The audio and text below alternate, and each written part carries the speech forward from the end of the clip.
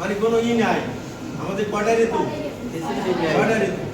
আমরা খালি দেই বর্ষা, গ্রীষ্ম আর শীত দেই। আর তিনটা কোথায় যে কখন আসে জানি না। কোকিল যা ডাকে না, বসন্ত আছে। তাহলে তোমার দুর্যোগ মোকাবেলা, বিশেষ করে আমাদের দেশে জলোচ্ছ্বাস হয়, বন্যা হয়, কি হয়?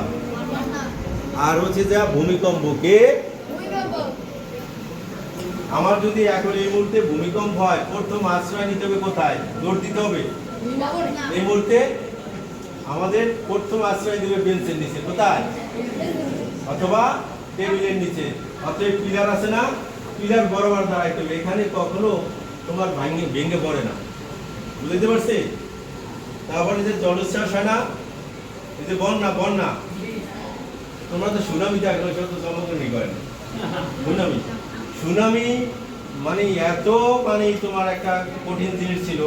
এইসব বিল্ডিং যত বড় নিচে পিলার তো মানে বিল্ডিং উড়ে রয়ে গেছে পানির স্রোতে, তোমরা দেখলে মানে চোখে পানি ধরে যাবে।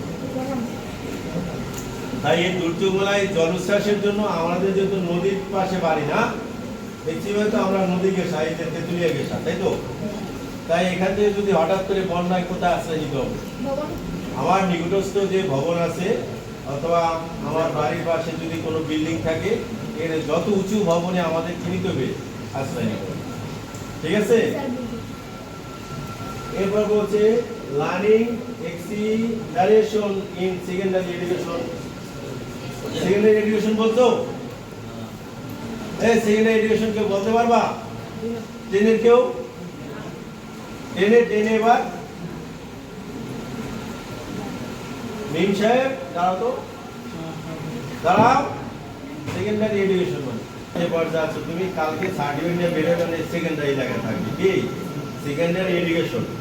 ঠিক আছে? এটা আমাদের মাধ্যমিক পর্যায়ের প্রোগ্রাম। মাধ্যমিক পর্যায়ের কি এডুকেশন অর্থ কি? আর এক্সিলারেশন লার্নিং, আর ওই এডুকেশন অর্থ দুইটা এক শব্দ। দেখো গ্রামের দিকে না গেলাম।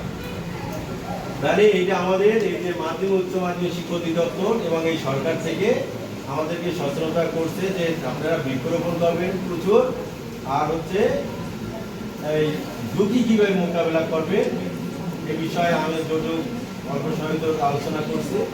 হ্যাঁ, ক্রাইসিস মুহূর্তে তুমি কি করবে, হঠাৎ উপস্থিত বুদ্ধিটা কিভাবে নিজেকে সেট করবে। ঠিক আছে? এই বলে আমার সঙ্গীত বক্তব্য